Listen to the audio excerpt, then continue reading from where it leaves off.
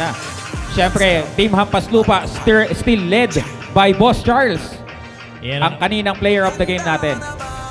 Siyempre, habang hindi pa tayo naghihintay, we'd like to thank our sponsor for the Season 4 of Motivated 3x3 Basketball.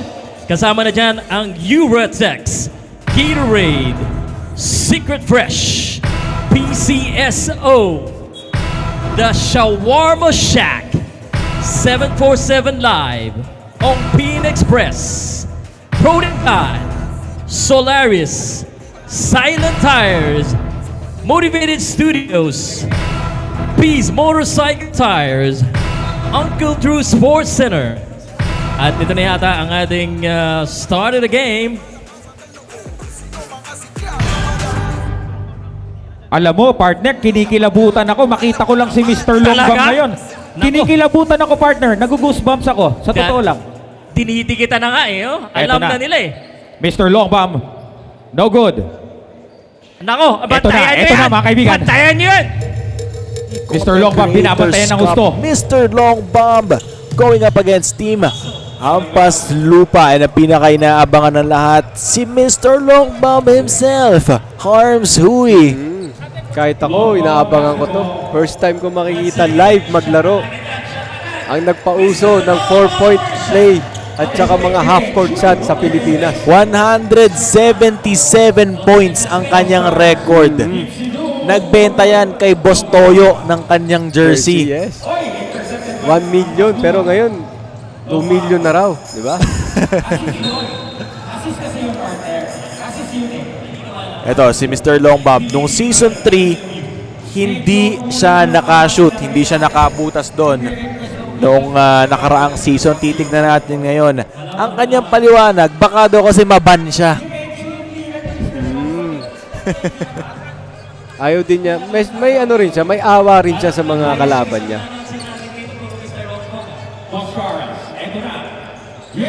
Boss Charles, nakabutas na agad, galing sa labas. Ang ganda ng shooting form ni Boss Charles. Pag yung set na yung fit niya, automatic para kay Boss Charles. Yan, no? Boss Charles na naman. Wala yan.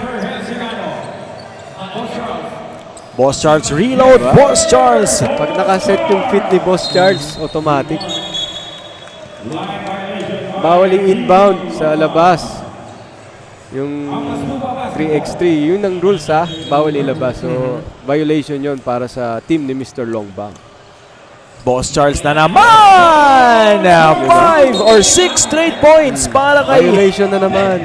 Nilalabas. Boss Charles. Oo, pag 3x3, ilalabas nyo doon sa 3 points, hindi sa baseline. Pero ito si Boss Charles, no, talaga pag naka-set yung fit niya, automatic. Lahat ng 5 points kanya, di ba? Oo. Grabe. Boss Dalawang Charles. dos, isang Long two. mid-range. Long one. Oo.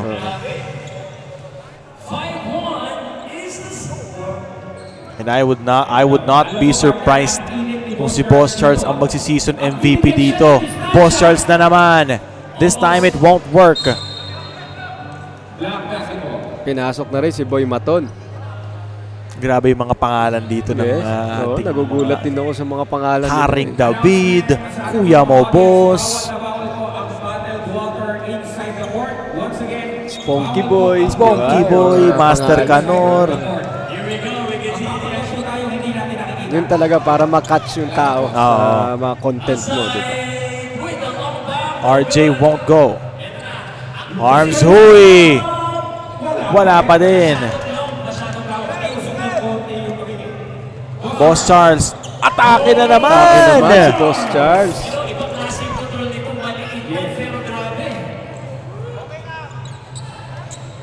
Humihingi ng foul si Paul Aquilino. Boss Charles drops it down low. Vergel Serrano, wala pa din.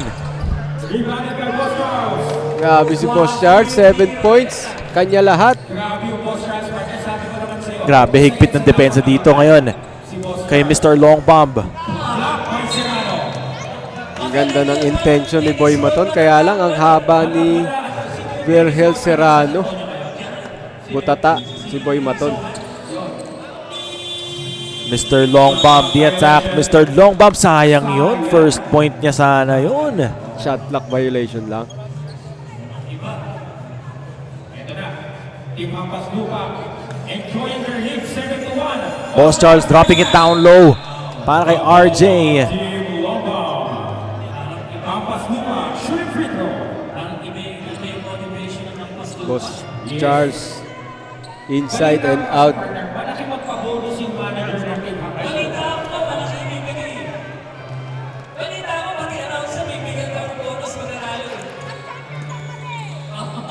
Team Hampas Lupa leading by 6. Mr. Longbow.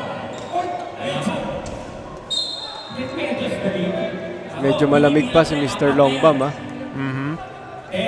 Wala pang pawis eh. Pag nagpawis yan, nag-init yan, sigurado. 7-1 is the score. 5 points dyan, James. Galing lahat yan kay Boss Charles. Hindi, 7 points. 7 kanya. points. And Serrano running out of real estate as he stepped out of bounds. Bola ngayon para sa team ng Lombomb.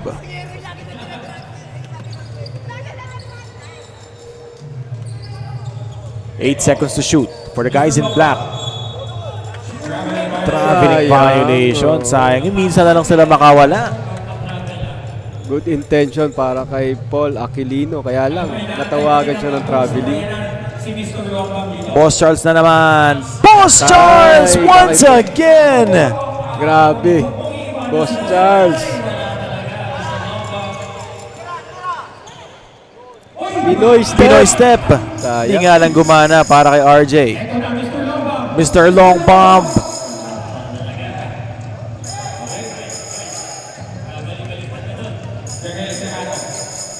Ito na ulit.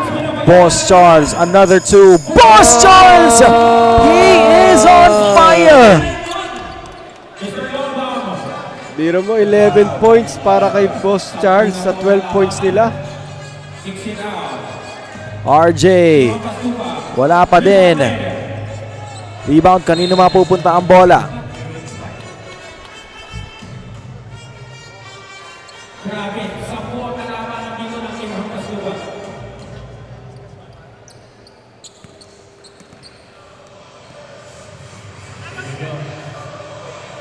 Boss Charles na naman.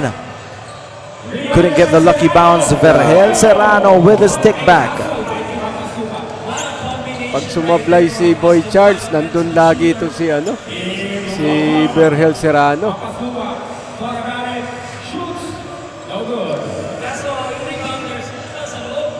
Paul Aquilino finally getting it done Finally. para sa team ng Ngayon, Lombomb. nag-iinit na itong team ni Mr. Longbam. Paul Aquilino at si Boy Maton doing the damage for Team Longbam. Kaya lang, medyo malayo itong hahabulin nila. So, kailangan ng mga anin na Longbam. Oo. Si Mr. Longbam, kailangan uminit na siya. Pero hindi pa naman huli ang lahat para sa team ni Mr. Longbomb. Boss Charles has it. Boss Charles. That won't count. Ang galing to si Boss Charles, no? Mautak din Parang maglaro. sanay din sa ligang labas Oo. ito si Boss Charles, no?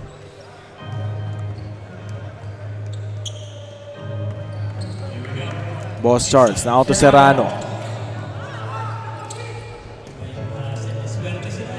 Boss Charles, libreng-libre! 12 out of the 14 points galing lahat yan kay Boss Charles. Mr. Long Bomb, wala!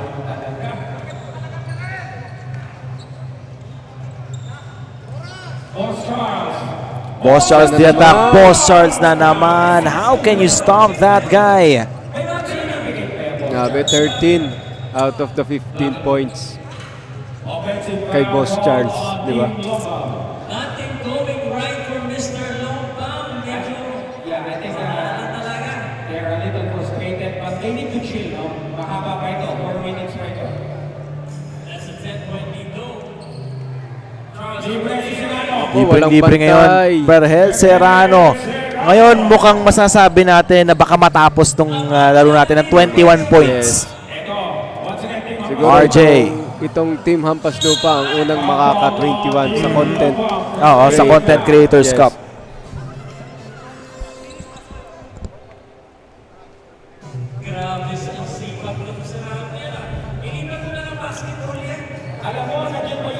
medical team. I-practice yun. Parang hindi nga boksingero tong si Virgil Serrano gumalaw, no? Parang player din eh. Ang boksingero sa kanila si Vincent Panga. Hindi, ito rin. Ah, oo, okay. Boksingero din daw yan. Free throw for Team Hampas Lupa. Kaya Kung titignan mo yung legs niya, no? Kaya grabe yung laterals niya eh. Tsaka yung talon, Oo. athletic. Yung footwork niyan sigurado mabilis. Labas ngayon si Boss Charles. Team Hampas Lupa.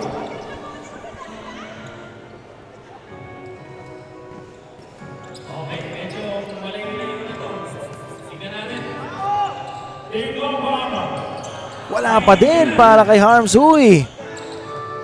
9 seconds to shoot. Panga drops it down low.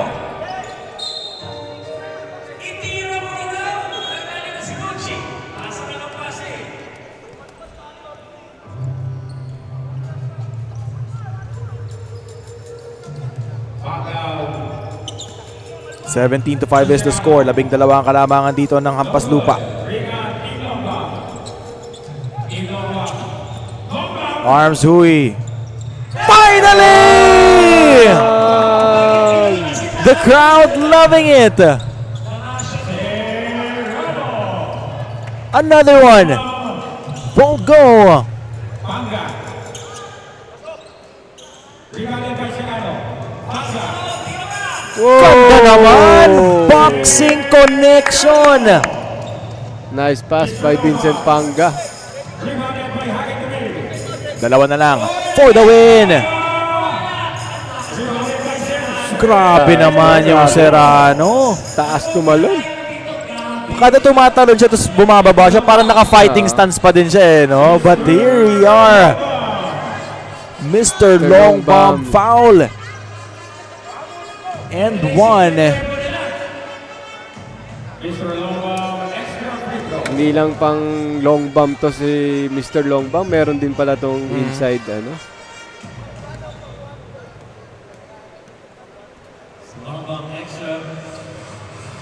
Shooter talaga.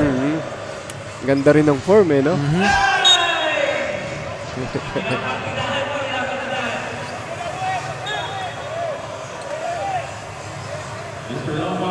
Mr. Long Bomb na naman.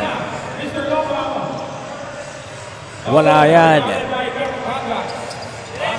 Panga di attack. Panga. Ganda ng depensa dito. So last shot na lang tong Hampas Lupa. For the win. Nothing there. Mr. Lomba. Ito na. Titira yan. No good. Ano pa? Kita mo naman yung bilis dito ni Vincent Panga. Panapos na. Ayun na. Tapos na ang ating laban. Our winner, 21-9 winner. Team Hampas Lupa with a dominating win against Team Long Bomb 21-9, and it's all courtesy of our best player of the game, Boss Charles. Pero tignan muna natin ang ating game highlights brought to us by Uratex Foam. James, si Boss Charles, grabe ang pinakita ngayong laro na to.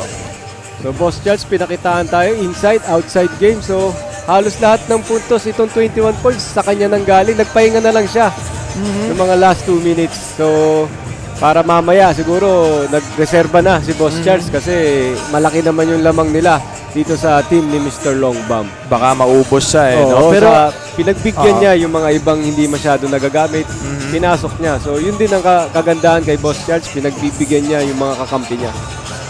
and of course, ang laki na ng naipuhunang kalamangan ng Team Hampas Lupa to start the game pa lang. Isipin mo, James, 5 minutes na yung nakalipas. 4 pa lang yung score na ang Team Long Bomb and Mr. Long Bomb himself hindi gumana ngayong laro na to. Nakaisang long bomb lang si Mr. Long Bomb tsaka isang free throw.